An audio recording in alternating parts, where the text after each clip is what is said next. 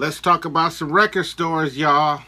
Hey, on this video, I'm going to tell you guys about the best record stores that I have ever been in and why. Now, as a vinyl head, all you vinyl heads watching, we've all been to dozens, if not hundreds of record stores over the years. And we have those that really worked out in our favor, and then those that were just completely worthless, didn't have anything for us. There were those that were ridiculously overpriced, and then there were those that have very weak stock in them. Some of those were, had a nice staff. Some places not so nice, and it kind of consists of all kinds of people, situations, stock, and such and such. But I want to focus today on the best ones that I've been in over the years, over all of my years of digging. And I started really digging. I started buying records in '86, but as far as becoming like a digger, I would say that was maybe right around the mid '90s is when I just really started digging for specific items opposed to just what I needed for the nightclubs, this, that, and the other thing. So, let me tell you about a handful or so of stores that were just really, really incredible for me. Now, the first store I want to mention is a store called Earwax. Earwax was in Atlanta. This kid Jazz used to run that shop. I'm not sure if he was the owner, but he definitely was the manager or one of the managers or something like that. Now, back in the 90s, I used to travel to Atlanta at least twice a year. And that Earwax was my number one spot. The cool thing about Earwax is Earwax was when I think of rap music stores, and I think of like stores that like exclusively focused on rap music, I of course first and foremost I think of Fat Beats. And there was a Fat Beats in Atlanta for a little while. But if you've ever been to any of the Fat Beats, I've been to the New York store, of course, the LA store when they were around, and I've been to the Atlanta store. And Fat Beats basically was where you went to buy brand new rap 12 inches and rap albums. That was, like the place. That was real famous place, worldwide known. That was the place. Well, Earwax was like Fat Beats times 100. Like really. It was a nice big store, and it had literally everything.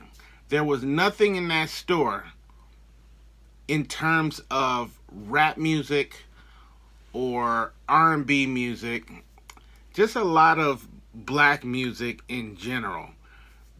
They had it all. I remember going there, and that was one of the first places where I saw an extensive selection of reissue soundtracks, like blaxploitation soundtracks, and just a lot of stuff that had come out in the 70s that never had another release outside of that stuff.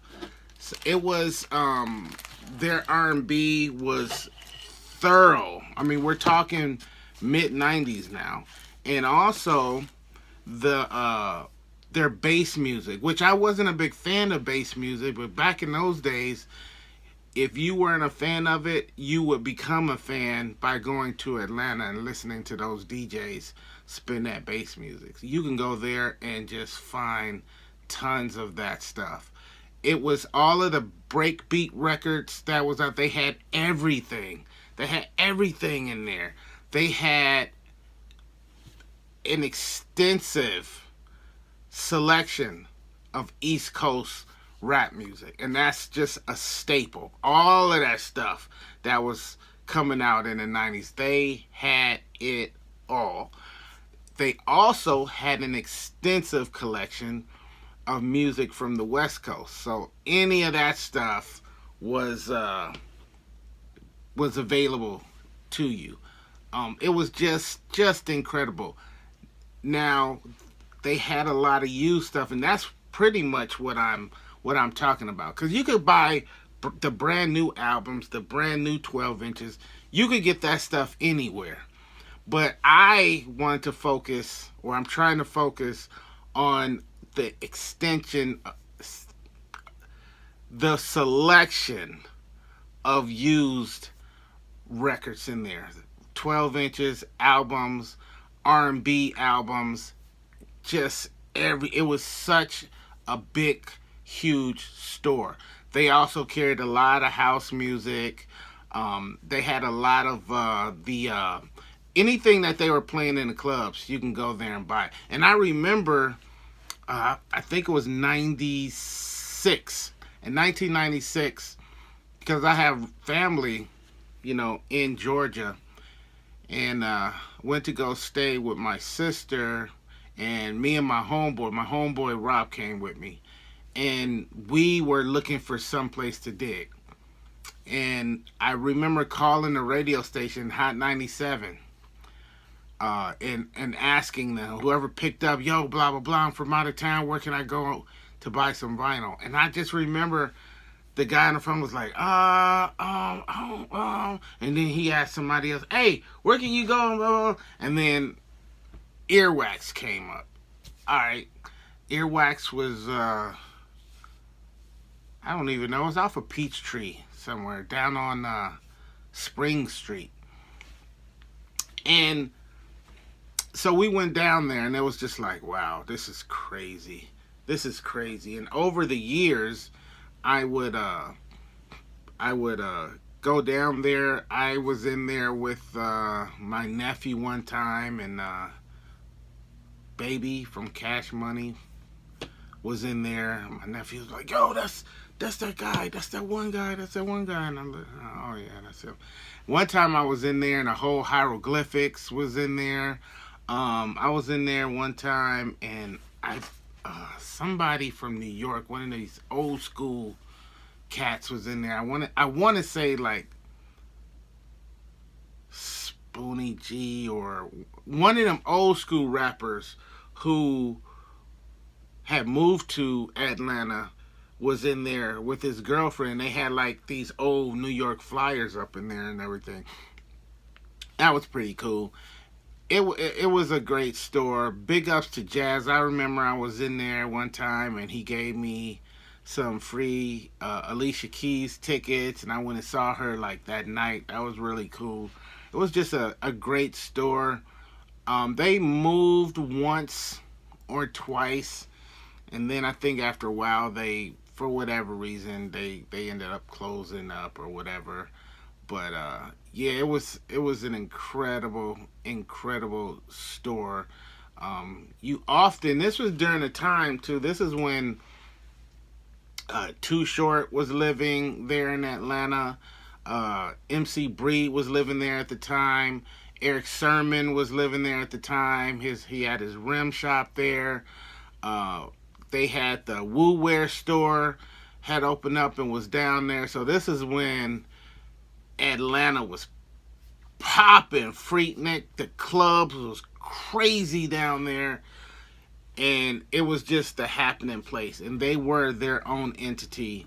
Believe me, when it came to music, Atlanta at the time was a music capital, and Earwax was like the number one store down there at the time. It was popping. I missed that place so much. So big ups to Earwax.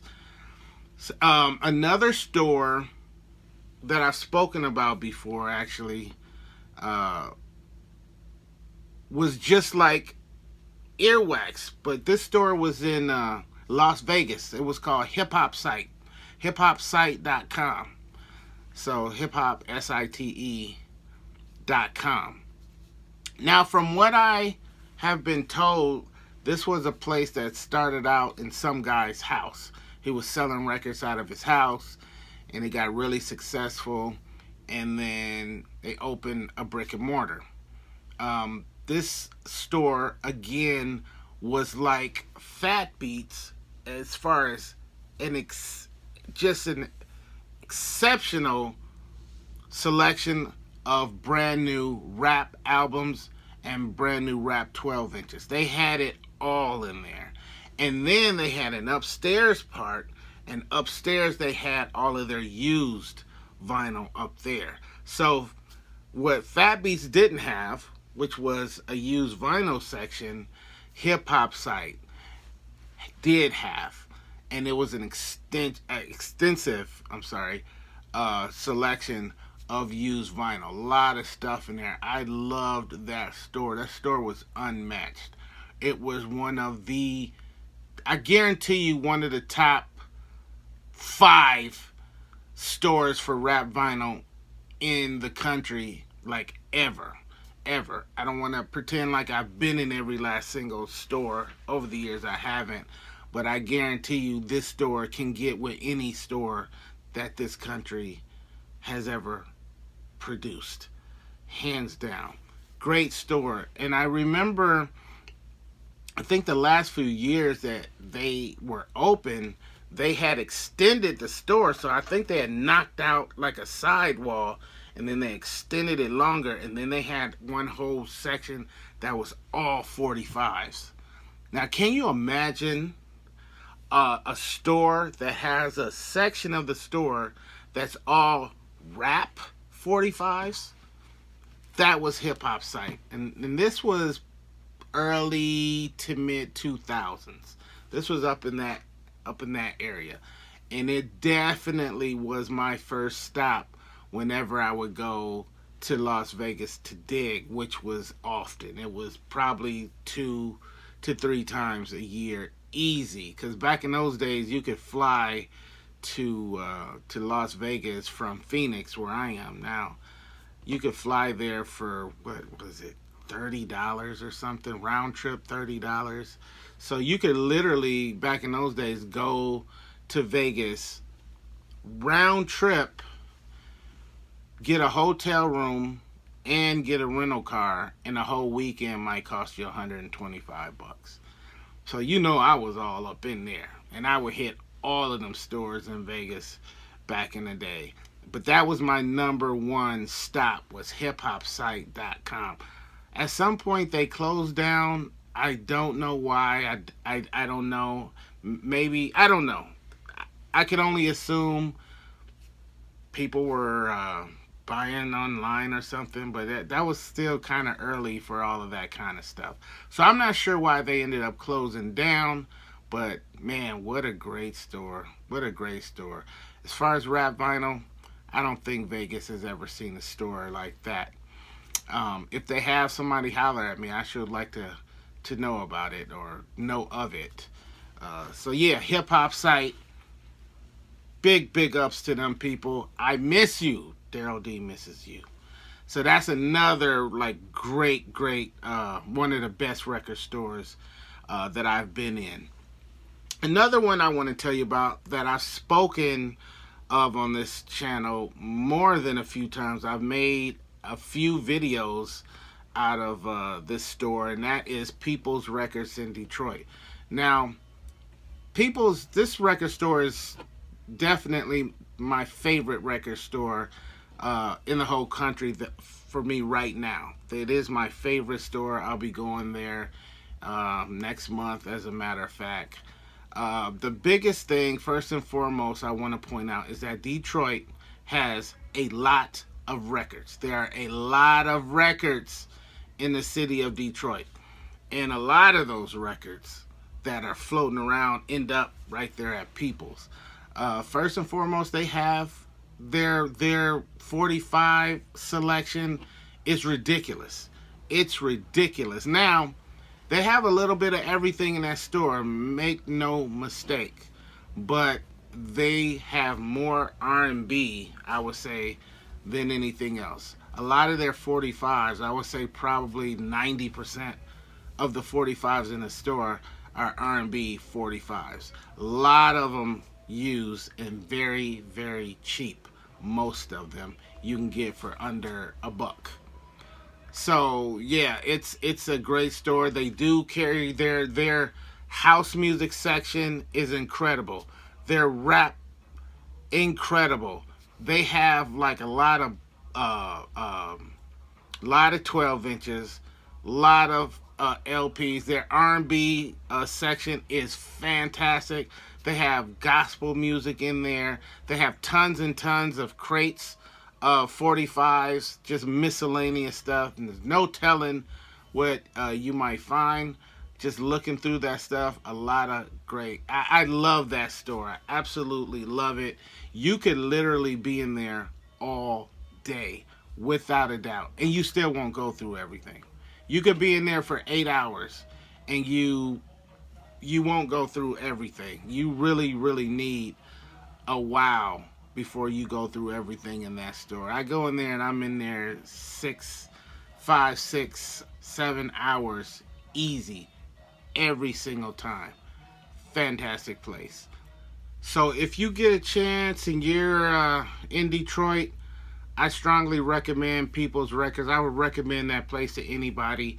As far as their 45s, they even have rock 45s, reggae 45s, country 45s. They have a lot of local artists in there, so expect to see a lot of P-Funk, Dennis Coffey, what's his name? A lot of local. If they came out of Detroit, you're gonna find their records in there pretty extensively, and it's like almost like a Detroit music museum because they got a lot of collectibles and memorabilia, flyers and whatnot on the walls. It's a great place. I recommend them strongly to everybody, especially if you're in the 45s. So big ups and mad love to People's Records. I will see you soon. Okay? Now, the last store that I want to point out is a store.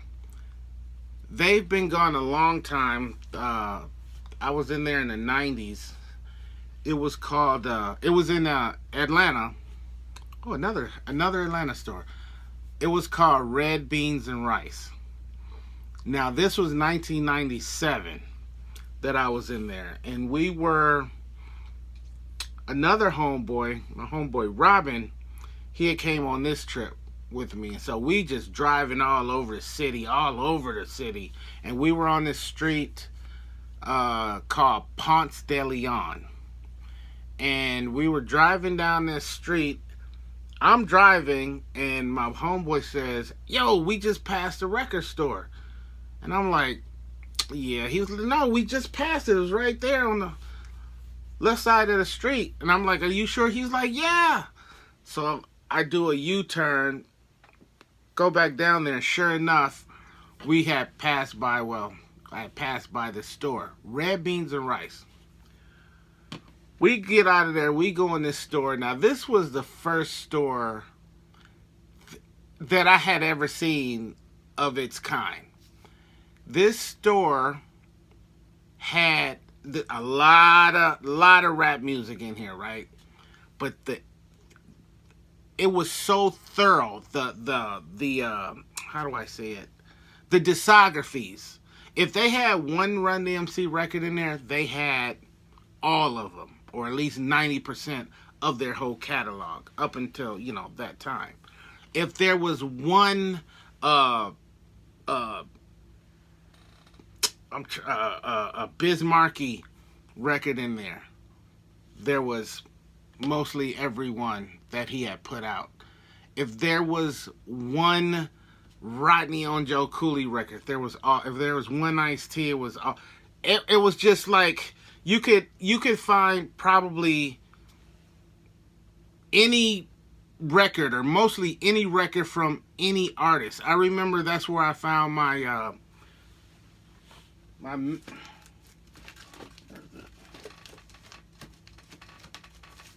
never find it. That's where I found my Master Ace Born to Roll, um, 12 inches, but it was the one on the clear see-through vinyl with the black cover on it. Um, that I remember, that's one of the records I remember I got from that store. I was mind blown. They had a whole section of just um, Sugar Hill records, everything from that label. Just a whole section of just that. It was the first time I was so overwhelmed. I just I had to stop digging. I just couldn't handle. It was like a vinyl overload. It was a rap overload. It was so much stuff in there, just so extensive. Now, after that, as the years went on, I would kind of see that kind of thing more regularly. But back then, I had never seen anything like it. And this one guy who was working in there, he was saying that his boss, the guy who owned the store, would send him to New York, and he'd just go to New York and he'd just buy all of this stuff, and then bring it back to Atlanta to that store. And a lot of the stuff was like ridiculously priced. I will say that because I remember seeing these like BDP albums, and I was just like, "What? Crazy?" You know what I mean? And they didn't let you listen to. They didn't have a listening station. Listening stations were really new, still a new thing back then. So you didn't see it very much. You did see them here and there, but you didn't see them often. They did have an area, but they pretty much, wouldn't let you. They had to know you as somebody who was spending a lot of money, and that's basically what the dude told me. We gotta know you gonna drop at least $100 in here before we gonna let you just start listening to stuff. They wasn't with that, but that selection was crazy. I don't recall what I picked up other than that Master Ace. I know I picked up a small stack in there, but I couldn't believe that I got so overwhelmed that I just stopped looking. I stopped digging. It was like, man, I could spend every dime I have in here, and we have more ground to cover. But Red Beans and Rice, I'll never forget that. And then the following year, or maybe later that year, I went back. Within a year, I was back in Atlanta. And when I went over there and I walked in there, it was like, I kid you not, there was a different guy behind the counter. And I'm not even exaggerating. It was like 99%.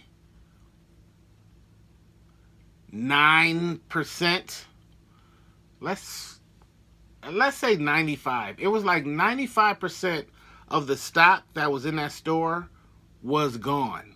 And then it didn't have the same name. So I asked the guy at the counter, I was like, kind of like what's going on and blah, blah, blah, and what happened. And he was like, oh, yeah, I bought them out. The store is named this now, and I bought them out. And I was just like, I'm looking around. It was like maybe, I'm not even exaggerating. It was like maybe the equivalent of 2 or 3 crates of records in his whole store. I'm like thinking, why are you even open? You know what I mean? Like, why are you even open? And I bought him out. What did you buy? An empty building, So that was a big letdown. They were gone for whatever reason. And I never got to go back. I only went in there like that one time, and it was just crazy. So that was like, I even made like a digging video, and I named it after that, Red Beans and Rice. If you Google Red Beans and Rice vinyl documentary, that's something that I, just some clips that I put together, people digging for records, and I named it after that store because that store was so inspiring to me, and it just kind of represented an overwhelming, unlimited amount of cool records. So, yeah, that's what's up right there. Those are like the top best most incredible record stores that I've been in over the years. Now, of course, there's plenty more that have been fruitful, where I found a ton of great, fantastic records over the years. We all have, but I would say those four are the ones that are like hands above all of the rest as far as just the whole impression that it made on me and what they actually had in there as far as stock. So, hey, take a minute, go in the comments. I would love to know some of the best record stores you've been in, or what your favorite record store is, or some of the best record stores, from wherever in the world that you've been to. I haven't gotten to dig outside of the country too much, maybe a couple of times. My bucket list is to get to Africa, uh, specifically Nigeria. I would love to go over there and find just a ton of African records over there. Maybe one day it'll happen. Brazil would be cool too. We'll see. All right. Tell me what you think in the comments. And thanks for hanging out. This is Daryl D. See you next time. Peace.